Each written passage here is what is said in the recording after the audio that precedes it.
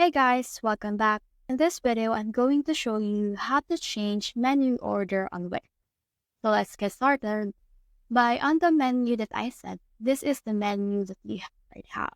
So you have now the home, general, DIY, and all of that. So in order to change that, just click over on this pages and menu.